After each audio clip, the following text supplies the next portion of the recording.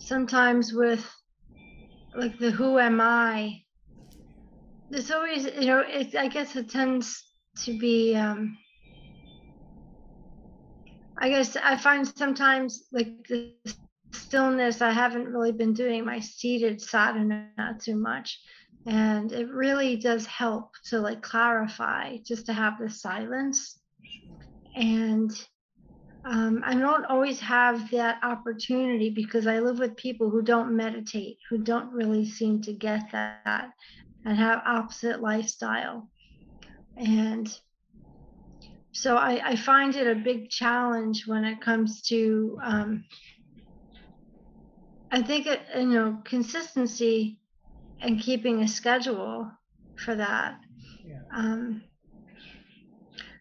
So, but I did find, like, in your satsangs that my favorite part is when we would do like a silent meditation, just because I find for myself, like, the silence helps me go within and the answers are there. And so, Ramana Maharshi, I feel like there's so much there that's almost like untapped, but yet it's inside all of us, just as this peace and this Right. but how I guess, like, through my own practice, my hope, and like I had sent you my guru's invocation, Right. is that our practice, let that inspire others and bring joy. Right. And that doesn't seem to happen and rub off. So it takes a lot of inner strength to change. Absolutely. And It's more than one lifetime's struggle to continue to practice again, again, again, again, and not to ever think it's not happening. Because we don't see the results in practical terms, because we expect the result to be something tangible. We expect the result to have some definition in my mind, and the result is beyond the mind. So we may think we are not progressing, but we might be collecting a lot of positive energy, and we might be progressing at a very different level that we probably don't comprehend. And sometimes we get that when when you go deeper into our heart, as Ramana would say it, and heart is just a feeling.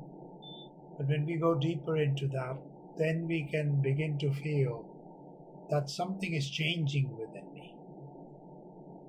When I begin to see the world as not separate and apart from me, when I don't see myself as somebody doing something, but rather being something, that's the time when I know the value I have been gaining, the wealth I've been accumulating. That's it. That's a feeling. It happens every now and then, once in a while, but we do get that feeling. We could get that feeling, and you may have got that feeling sometimes, even if it's for a flitter, just for a fraction of a second. It's a very, very calming effect. yeah, I do feel that, and I find once in a blue moon, I guess you could say, but then almost as if this inner voice within me is so weak. I tend to I'll just give an example that a long time ago there was a tornado on my block in Brooklyn. It was many years ago, and my landlord I had said, "Hey, there's a tornado," and then my landlord's like, "No, there was just a warning on the news." I was like, "Oh yeah, okay, no problem. It's just a warning," but I had seen it myself. So just to have, in the face of opposition, when people don't really get it, like we can have a sangha, we can have a discussion, and then we try to practice what we preach. But when being around people who don't really have that same intention, I find it difficult to be alone, basically, and maintain that alone, because that's what it takes, because not everyone understands. And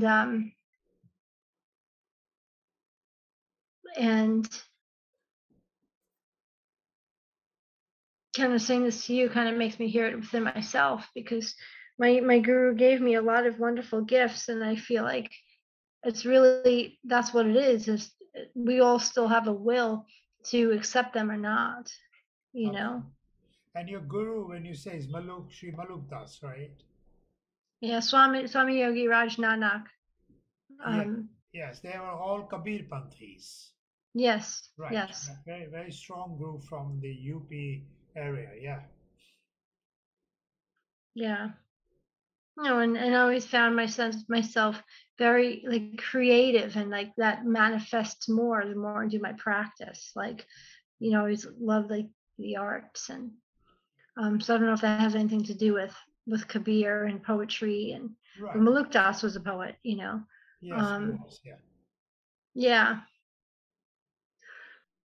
But the only thing that you said that I thought, when you said others around me don't meditate, and that is challenging.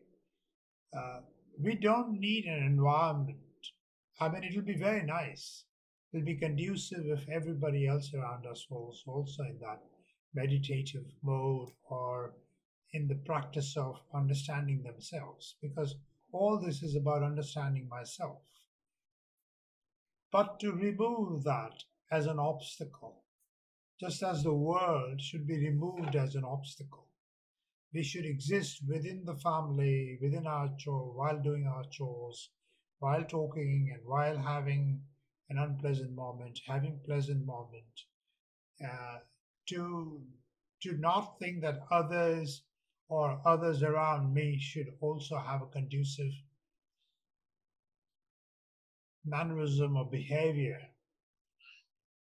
We should eliminate them. I should be alone even when I am surrounded by the crowd. Right. That's a hard time. That's a hard one for me.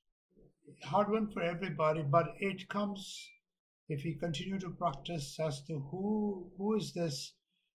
Even when you're working, you're a young person, you're an occupational therapist, you are helping people all the time. Let your meditative voice, let Radha talk to Radha at that particular time and say, hey Radha, you think you're helping? Yes, you are helping. But don't forget, it's the Guruji who's helping you actually perform this task. I don't want to take credit for it. Even if I'm blamed for it, I'm going to say he's going to give me the strength, even if I'm blamed for doing something. And that's the only way, at least personally, in my experience, I can just say that nothing else changes. Life doesn't change. Like the other day, in the Who Am I, there is a dialogue where there's a question where Sri Prakasham Pillai, the gentleman who was responsible for this Q&A, he asks, will the world be removed? Let me get to that question. The book is right here. When will the world, that's question number 7. When will the world, which is the object seen, be removed? And Bhagavan says, when the mind, which is the cause of all cognition and of all actions, becomes quiescent, the world will disappear. So the world is not going to disappear. On one, the same very similarly worded question had come up a few weeks prior to us getting to Who Am I? And the same thing, I said, the world never leaves us. The world will remain as it is. It's not going to be a clean sweep for us that, oh, everything is removed and now I'm walking as if I'm in some exalted state of mind where I'm walking like what my imagination is how spirit or guru or nirvana or experience or love uh, happens. It doesn't happen any other way except my detachment creates that aura for me, that environment for me. Mhm. And I see, of course. yeah, and at different times, to each his own. And Guru knows when should you be completely detached. For example, right now you can be. You have a 4.5 years old son. You have to be the mother. You have to be the caretaker. And at that time, at times you can't even remember that that Radha can meditate. You're surrounded by the world. Let it be. Mhm. And you do this. I'm not that I'm adding anything to your already existing knowledge. But that's the Yeah, only way to yeah. constantly do that. I just reflecting on my relationship with Yeah, with my guru, with God, there's a lot of negatives that started there, and I think everything would be just perfect, and it's a journey, and I find building this sense of confidence. It really does take that being okay with being alone, and being okay with being different and having not having to agree with everybody, yeah, and being able to even in the face of somebody strong-willed or strong-minded, hmm, say, you know what, this is how I see it, and you're not always right, and maybe I'm not always right, but to respect each other and to really come from the heart. Um, and sometimes that takes also for me like to get angry if someone is it's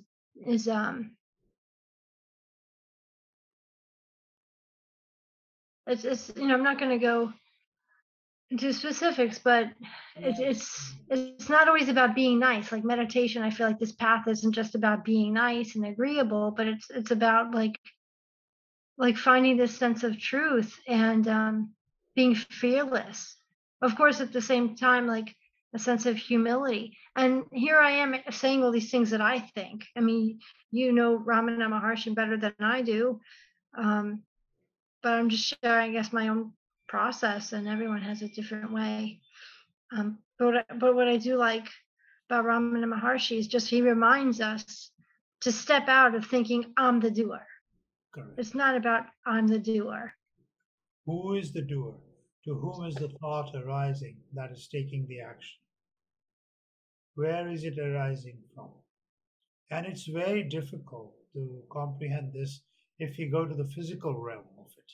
Where is the thought arising from? Then you start thinking of mind and this and that. No, it's arising from a point which is my core. My core existence is that point. It is arising from there. It is beyond my control. That's why my thoughts, my habits are my thoughts, my likes and dislikes are my thoughts. Where are they coming from? Whence am I? Where have I arrived from? I've arrived here in this life. Where have we arrived from? We have not just arrived here now. We've Hmm. been here or in similar circumstances from previous times. Right. And therefore I must get beyond myself.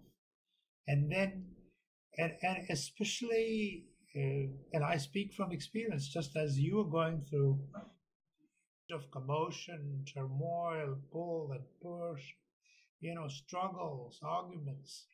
And at that time to be able to say, hey, to whom is this thought arising? But after having gone through a difficult situation, a complex situation, after having gone through an argument, which you later on say, well, why the heck did I get into this?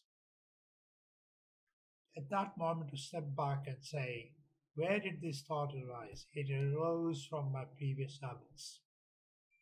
It arose my anger, my jealousy, my trying to get back at something or trying to prove my point.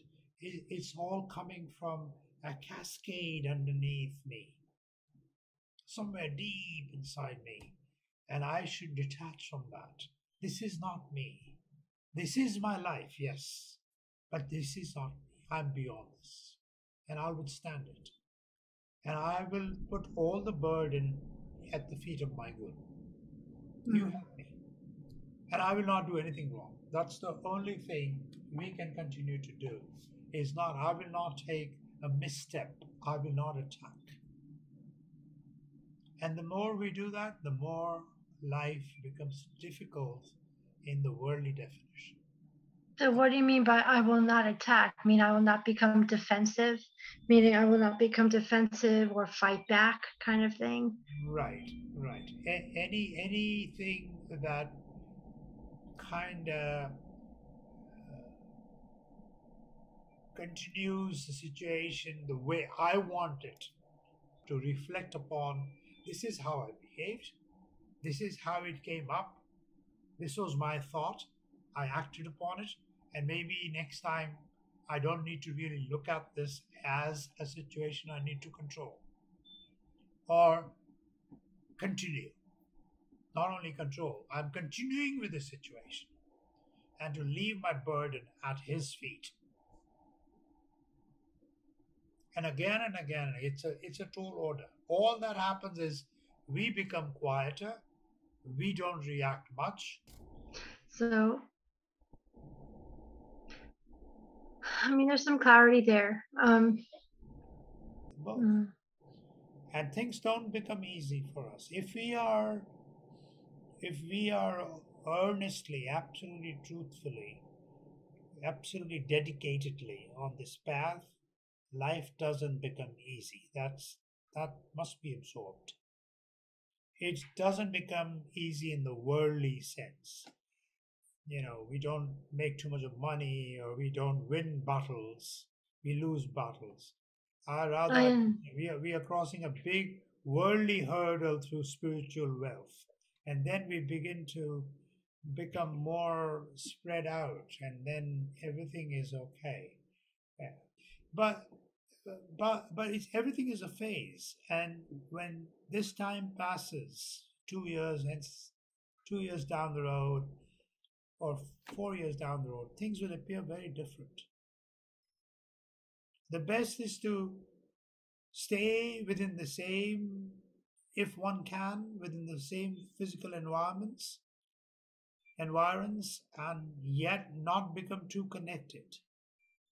A tall order, but can be accomplished.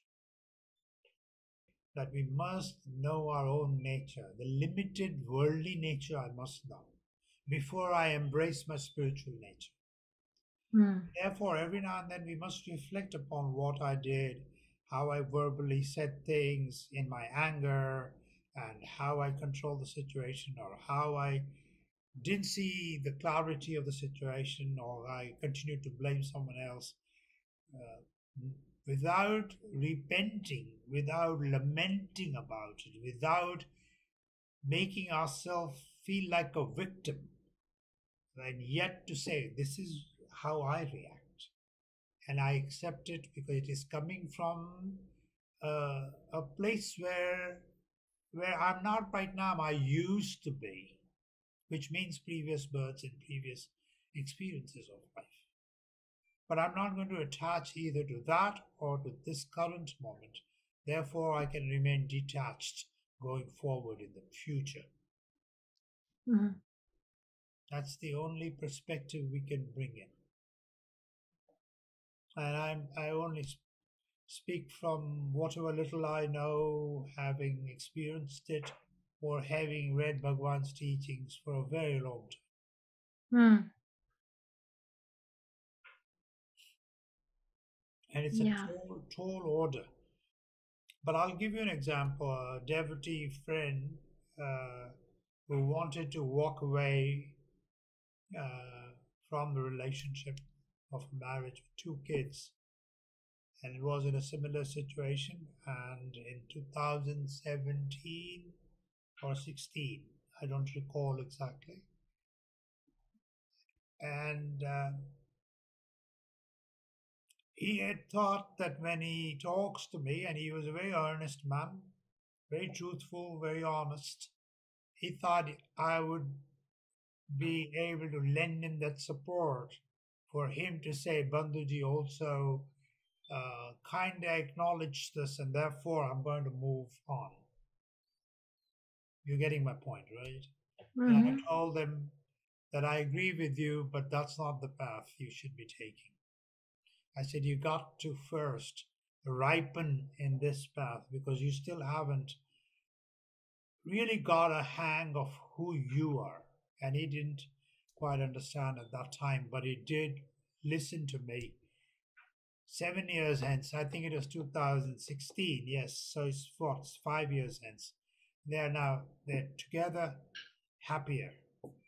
And 2 kids, small kids like you have. One was 6, one was 9, something like that. I said, things will change, don't worry, give it time. And those years are not going to be easy. But don't expect too much from it. Don't expect. Keep your distance and bear it. Bear the burden. At the same time, putting that burden every day in front of my guru. You handle this, guru. I'm yours. You are my guru. You selected me as your disciple or your devotee. Then you take my burden. Here, I'm giving it to you. And that gives us inner strength. That's all I can say. Yeah. It happens. It does happen. Because of the purity in our heart, it blossoms. It creates congeniality. A situation where it conflates, meaning it amalgamates the negatives and the positives to become a little more strong positive for me. And then I can survive. I can breathe a little bit. Makes sense. Yeah. And for me to be strong enough to maintain my own, even in the face of that, and then, so I think, these words I find are insightful and they kind of reassure me. And, one thing I do remember about satsang is also at the same time not to be so attached because we're just channels from something else. Sorry, Not to be so attached, and then I lost it. We're just channels too, Right. like not to own it and say it's coming from me. So yeah, so I think so this is clarifying that my guru, he had always said to me, it's basically for me to accept him into my heart. That was always so hard to do. And so it's still a struggle, Yes. When you, well, not you as you, I mean, when we can begin to communicate with our guru all the time, and when that voice rises from within us, as if, let's, difficult situation, and as if you were talking to the guru at that time, that don't you see this? Don't you see what I'm going through? Help me. That's when we are merging, we accepting the guru. And our mind goes to the guru because the mind is now attaching with that sat, that purity, which I believe in. Whosoever is my guru, I believe in that guru. That's my truthfulness. That's my happiness. That's permanent. That cannot diminish. And therefore, I'm connecting with my guru all the time. That even when the most difficult times, I can just think of him. Yeah, and I think part of it is also the guru is like, he's also not outside of us, and to connect like with for example, my own inner heart, my own inner truth, he's there too. It's not like he's an outside entity. So it's a little bit of both, He is you, you are him. Yeah. In the purest sense, basically. Yes. So we still have our own ego and wants, So it's just getting through that. That's the process. Absolutely. I didn't mean to speak over you. Every thought is an ego. Every thought is an ego. Everything is ego. As Bhagavan has said, where does the thought arise from? Thought arises from the mind. What is the seat of the mind? The seat of the mind is the breath. What is the seat of the breath? The seat of the breath is the heart. What is heart? Heart is from where the breath and the mind emanate together. And if I control the breath, my mind can be controlled. If I control the mind, the breath can be controlled. By controlling the mind, I merge it back into the heart, where I am. The Guru is in the heart. In every difficult situation, if I just reflect upon it. And one thing I definitely would share, as if I'm saying to you, though I'm not knowledgeable, that those moments of us connecting with our Guru are always minuscule. In terms of the time we know, physical, human, man-made time, that moment is very short. It's a valuable moment because the expanse of that moment is colossal. And then someday the Guru opens up a door for us, and then we say, wow, I didn't realize, Guruji, what did I do to earn this? I didn't know you were so close to me. I only thought I was away from you. Now I know that you were always close to me. I was the one who was not channeling. It happens. It does happen. And congeniality is born out of discord. When discord is absorbed, sorry. Congeniality, I forgot what that means. Congeniality meaning having a cohesive association. An association which is palatable to both. Congeniality. It emerges from my discord. Right now it seems like, how can I be with this person? But I endure it with distance, with respect, with that, especially as we already clear there's no physical abuse and all that. Yes, then I can endure some. And every now and then I remind the person and back off. I don't stay with the same argument. I just say, and I also say in my mind,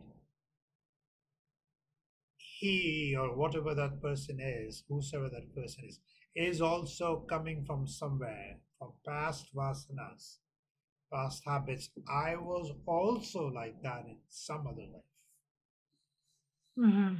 This is being given to me for me to experience as an opposite, but I have been the same. Right, and I get that.